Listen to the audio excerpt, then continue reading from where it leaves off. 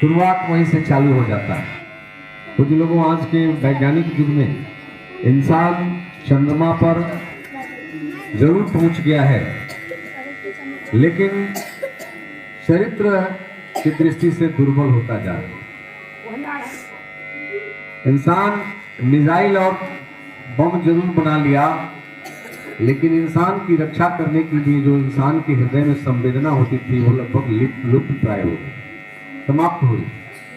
पुस्तकीय शिक्षा अच्छा रोजगार जरूर दे सकती है, लेकिन नैतिक और मानवीय शिक्षा हमेशा परिवार से लेकर के संसार को अच्छा चलाने का तरीका बताती है। इसलिए पुस्तकीय शिक्षा के साथ साथ सबसे आवश्यक इस समाज में है, विशेष रूप से शिक्षक भाइयों के लिए, कि इंसान कैसे बने, इंसान अपने माता के लिए एक श्रेष्ठ, एक इंसान पुत्र कैसे बने, पत्नी के लिए एक इंसान श्रेष्ठ पति और एक बालिका एक श्रेष्ठ पत्नी कैसे बने, इसकी भी शिक्षा समाज में आवश्यक है। और इस पर विशेष जोर न सरकार दे पा रही है, न समाज के लोग दे पा रहे हैं। पहले के जमाने में कुछ लोगों, आज वही भारत देश था, शायद वो गुरुकुल और शिक्षकों का चरित्र नहीं होता, वशिष्ठ का चरित्र नहीं होता, तो शायद दुनिया में पूज्य के रूप में जाने जाने वाले भगवान राम पैदा नहीं हुए। यदि द्रोणाचार्य नहीं होते, शायद अत्याचारियों का दमन करके समाज में शांति स्थापित करने का काम इस भारत की धरती से संदेश जाने वाला नहीं। तो आज वही देश है जहां राम से लेकर के विवेकानंद से लेकर के अन्य महान विभूतियों ने जो समाज को एक प्रेरणा दिया अपने चरित्र और ईमान के बल पर, वो शिक्षा पद्धति का ही देन था और गुरुओं के चरित्र का ही परिणाम था। इसलिए शिक्षा संस्थानों में काम करने वाले, मैं तो हृदय से आभार व्यक्त करता हूँ, अभिनंदन करता हूँ, वंदन करता हूँ इस संस्था के चलाने वाले विवेक जी को, कि आपके मन में एक श्रेष्ठ कल्पना, श्रेष्ठ चिंतन आया है, जिसकी शुरुआत आप अपने माध्यम से कर रहे हैं। बच्चों से भी मैं एक जरूर छोटा सा आग्रह करूंगा। पहले की हमारे ऋषि मनीषियों ने एक नीति निर्धारित किया था कि पंचम वर्षाणि लालयते पंचदशम वर्षाणि ताड़यते प्राप्ते च षोडशे वर्षे पुत्र मित्र समाचे। 5 वर्षों तक पुत्र को, पुत्री को खूब प्रेम से, व्यवहार से प्यार करना चाहिए, लेकिन 5 से लेकर के 15 वर्ष की अवस्था तक दंड का विधान था, क्योंकि सीखने की जो पद्धति है, प्रक्रिया है, बहुत बाद के कालखंडों में लागू नहीं हो पाती, प्रभावी भी नहीं हो पाती है।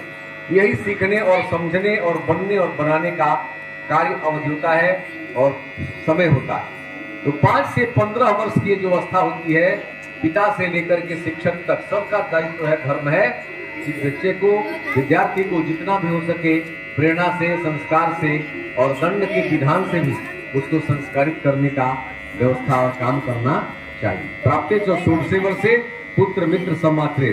16वें वर्ष के बाद नीति कहती है, हमारे पूर्वों की नीति कहती है कि पुत्र को मित्र के समान समझो, और जब भी निर्णय की परिस्थिति आती है तो अपने विवेक के साथ पुत्र और पुत्री से भी सलाह ले लिया जाता है, क्योंकि 15 वर्ष तक दुनिया को देखने वाला पुत्र और पुत्री भी इस संसार को समझ बैठता है, समझ जाता है। इसलिए उससे भी सलाह लेना चाहिए, और तब जाकर के सुंदर परिवार बनता है, और सुंदर परिवार बना करके ही सुंदर संसार बनाया जा सकता है, दूसरा कोई माध्यम नहीं। इसलिए इस संसार को यदि सुंदर बनाना है तो सुंदर इंसान बनाना प्रारंभ किया जाए। यदि इंसान सुंदर बन जाएगा तो जरूर सुंदर परिवार बना लेगा, और वक्त आएगा तो उसके माध्यम से सुंदर समाज और संसार भी बनने से रोकने वाला नहीं। इसलिए आज मुझे खुशी है कि विवेक जी के माध्यम से हमको आप लोगों ने बुलाया। मुझे खुशी होती है जब मैं विद्यार्थियों के बीच में, छात्रों के बीच में, छात्राओं के बीच में मैं जाता हूँ।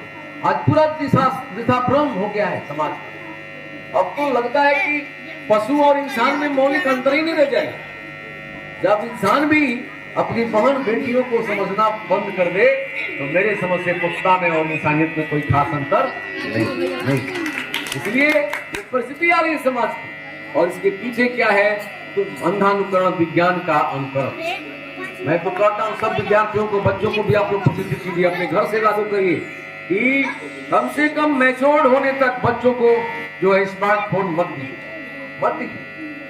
क्या है, हम देखते हैं कभी कभी आश्चर्य पड़ता हूं, अधिक पैसा देकर के नंगा रखने का रहने का स्वभाव जो विदेशियों में था वो आज हमारे भारत में आ गया। क्या है जी, फटा पैंट है, कहते सब चीज अधिक दाम पर मिलता है। लेकिन पागल बताओ, वस्त्र भारत में तन ढकने का एक माध्यम है। वस्त्र जो है एक परिधान, वस्त्र जो है केवल नंगापन दूर करने का एक माध्यम था कि नंगा इंसान न रह सके, क्योंकि पशु पक्षी नंगा रहते हैं। तो जब तन ढकने का माध्यम एक वस्त्र है और उस देश में जो है नंगा जींस और पैंट्स पहन करके और अपने नग्न प्रदर्शन करना, अंग प्रदर्शन करना, ये पशुता ही है, इंसानियत नहीं। इस पर प्रतिबंध लगना चाहिए। और जो है प्रतिबंध तो सरकार लगाती है, लेकिन भावनात्मक और संस्कार के माध्यम से प्रतिबंध इंसान और शिक्षक लगाता है। इसकी भी शिक्षा होनी चाहिए। मैं देखता हूँ पहले के जो अशिक्षित लोग होते थे, कटोरा छाप बाल कटवाते थे, ऊपर से लोग करके ज्यादा पढ़ेगा नहीं बाल, इसलिए लोग कटवाते थे। आज शौक में पहले के लोग अभाव के कारण बाल छोटा रखते थे और पनपट्टी कटवाते थे, आज स्वभाव में आते। पहले के लोग जो है अभाव में छोटा वस्त्र पहनते थे, आज लोग हाफ पैंट स्वभाव में पहन रहे हैं। फिर दुनिया कहाँ बदली? कहाँ? पहले के लोग अभाव में हाफ पैंट पहनते थे, आज लोग 5-5 हजार 10-10 हजार का स्वभाव से हाफ पैंट पहनते। ये कौन सा बदल है? इसलिए भारत संस्कारों के माध्यम से, चरित्र और ईमान के माध्यम से, राम की प्रेरणा से दुनिया जानी है। इसलिए शिक्षकों का धर्म है कि आज भी हम अपने प्रयास यदि निरंतर करते रहे तो दुनिया की कोई ताकत ऐसी नहीं है, दुनिया का कोई ऐसी भूमि नहीं है जो फिर राम का अनुसरण करने वाले, भले राम न बने लेकिन राम की मर्यादा को पालन करने वाला इंसान जरूर बनेगा, और वो भी शिक्षकों के माध्यम से बनेगा। इसलिए यह प्रयास भी जारी रखना चाहिए। आज की तिथि पर मैं इतना ही कहूंगा कि भगवान करे आपके संस्था के माध्यम से हमारी द्वाबा की धरती पर, बैरिया की धरती पर अच्छे, विवेकशील, ऊर्जावान, प्रतिभावान और संस्कारित विद्यार्थी अपने जीवन में पुरुषार्थ का प्रदर्शन करके अपने परिवार को, अपने समाज को और इस संसार को भी अपना योगदान दे सके। इन्हीं शब्दों के साथ अपनी बात को रुकता हूँ। भारत माता की जय।